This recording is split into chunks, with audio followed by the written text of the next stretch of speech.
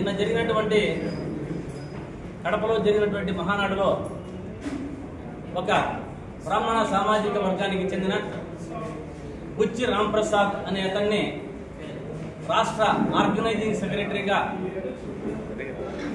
పిలుస్తూ వారితో లేనిపోని అభాండాలన్నీ వైసీపీ ప్రభుత్వంలో జరగనవన్నీ కూడా చెప్పించడం జరిగింది. కానీ పాపం ఆ బుచ్చి రాంప్రసాద్ అనే అతను బ్రాహ్మణ కార్పొరేషన్ చైర్మన్ ఇస్తారని ఏదన్నా ఆశ చూపించారో లేకుంటే ఇవ్వలేదని అసహనంతో మాట్లాడాడో అర్థం కాలేదు. కానీ వారు మాట్లాడిన దాంట్లో అయితే రాష్ట్ర బ్రాహ్మణులకు అన్యాయం జరిగింది, దేవాదాయ శాఖలో దేవాలయాలన్నీ తీశారు, హుండీలన్నీ పగలగొట్టారు అని చెప్పి లేనిపోని అభాండాలు లడ్డు గురించి కానీ దేని గురించి అన్నీ కూడా మాట్లాడారు. కానీ అతనికి బుచ్చి రాంప్రసాద్ గారికి తెలియజేస్తున్నా, వైసీపీ ప్రభుత్వంలో జగన్మోహన్ రెడ్డి గారు రాష్ట్రంలో బ్రాహ్మణులకి ఎక్కడా లేని విధంగా 3 ఎమ్మెల్యే సీట్లు ఇచ్చారు, గుర్తుందో లేదో. ఇంతవరకు తెలుగుదేశం ప్రభుత్వంలో ఒక్క చైర్మన్ కూడా తెచ్చుకోలేకపోతున్నారు మీరు అన్నది బుచ్చి రాంప్రసాద్ గారు గుర్తుపెట్టుకోవాలి. రాష్ట్రంలో ఆలయాలకు కమిటీలు వేస్తారు, ఆ కమిటీలు వేస్తే అక్కడ బ్రాహ్మణులు వేస్తాడు అనే ఆశతో ఉన్నాడు అతను. కూటమి ప్రభుత్వం చెప్పింది వేస్తారు అంటున్నాడు. కానీ రాంప్రసాద్ గారు మీకు ఒకటే తెలియజేస్తున్నా, ఆలయ కమిటీలలో బ్రాహ్మణులు వేసే విషయాన్ని పక్కన పెడితే ముందు దేవాదాయ శాఖకు కమిషనర్ని ఎందుకు ఇంతవరకు వేయలేదు సంవత్సరమైన అని అడుగుతున్నా. ఒక అడిషనల్ కమిషనర్ని వేయడం జరిగింది. అడిషనల్ కమిషనర్ ఇన్ఛార్జ్ కమిషనర్ గా పెట్టాడు. ఎందుకు అనేది గుర్తుపెట్టుకోవాలి. వాళ్ళ సామాజిక వర్గమే అనే దీంతో అక్కడ అతన్ని కమిషనర్ గా ఇన్ఛార్జ్ ఇవ్వడం జరిగింది. ఫస్ట్ కమిషనర్ ను ఒక IAS ఆఫీసర్ ను వేయాలని చెప్పి నేను పత్రికాముఖంగా డిమాండ్ చేస్తున్నా. సింహాచల దేవస్థానంలో ఎందుకు జరిగింది? తొక్కిసలాటంలో 7 మంది ఎందుకు చనిపోయారు? బికాజ్ ఆఫ్ ఓన్లీ అతను కమిషనర్ యొక్క అశ్రద్ధ వల్ల దేవాదాయ శాఖలో నిష్ణాతుడైన IAS ఆఫీసర్ కమిషనర్ గా లేకపోవడం వల్ల అనేది అందరూ తెలుసుకోవాలి. రాష్ట్ర ప్రజలంతా కమిషనర్ ను వేయలేనాడు, రాష్ట్రంలో కమిటీలు ఇంతవరకు వేయలేదు, కమిటీలు వేస్తే బ్రాహ్మణులకు స్థానం కల్పిస్తానన్నాడు. కానీ టీటీడీ చైర్మన్ గా వారి సామాజిక వర్గానికి చెందినటువంటి వారిని చైర్మన్ గా నియమించి ఇంతవరకు అక్కడ కూడా బ్రాహ్మణులకు చోటు లేదు. వేరే దేవాదాయ శాఖలో ఉన్నటువంటి A కేటగిరీ కానీ, B కేటగిరీ కానీ, C కేటగిరీ కానీ ఉన్న దేవాలయాల్లో ఇంతవరకు కూడా కమిటీలు నియమించలేదు అన్న విషయాన్ని మీరు మన దీంట్లో మహానాడులో ప్రస్తావించితే బాగుండేది అని నేను అనుకుంటున్నా.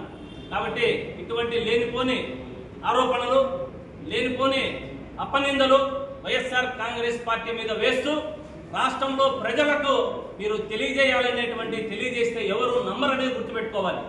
రాష్ట్రంలో ఒకసారి మనం 2014లో ముఖ్యమంత్రి చంద్రబాబు నాయుడు గారు అయిన తర్వాత పోతే దేవాదాయ శాఖ భూములకు కానీ దేవాలయాలకు కానీ చాలా ఇది లేకుండా అన్యాయం జరిగింది, తీరని అన్యాయం జరిగింది అనేది రాష్ట్ర ప్రజలకు అందరికీ తెలుసు.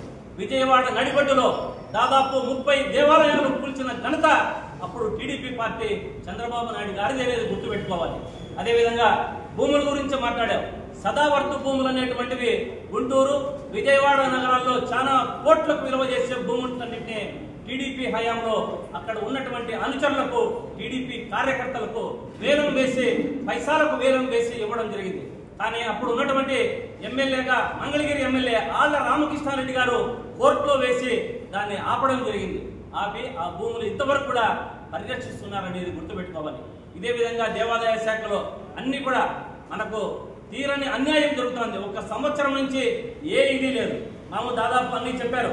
ఆగమ సలహా మండలి అన్నారు, ఆగమ సలహా మండలి ద్వారా చేస్తామన్నారు. వైఎస్ఆర్ కాంగ్రెస్ పార్టీ హయాంలో జగన్మోహన్ రెడ్డి గారు ధార్మిక పరిషత్ అనేటువంటిది హైకోర్టు నుంచి వచ్చిన ఆర్డర్ ప్రకారము ధార్మిక పరిషత్ వేశారు. అదేవిధంగా ఆగమ సలహా మండలి వేశారు. అదేవిధంగా సీత అనేటువంటిది వేశారు. అదేవిధంగా అర్చక అకాడమీ అనేటువంటిది వేశారు. ఇటువంటి దీనిల మీద ఆగమ సలహా మండలి ద్వారా దేవాదాయ శాఖ పటిష్టమవుతుంది. దేవాదాయ శాఖ కూడా ఆగమ సలహా మండలి సూచనలు సలహాల మేరకే నడుస్తుంది. ఎందుకు ఇవన్నీ తీసేసి దేవాదాయ శాఖను పరువు ప్రతిష్టలు తగ్గించి గంగలో కలుపుతున్నారు అనేటువంటిది రాష్ట్ర ప్రజలందరూ కూడా తెలుసుకోవాలి.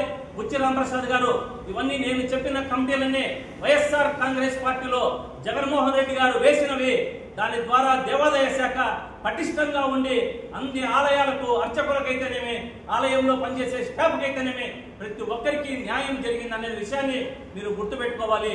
మీరు తెలియకుండా అసహనంతో ఏదో మీకు కార్పొరేషన్ చైర్మన్ ఇస్తారనో లేకుంటే ఇవ్వలేదనో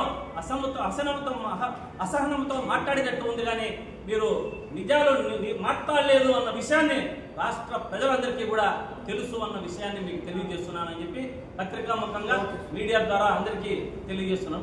నమస్కారం.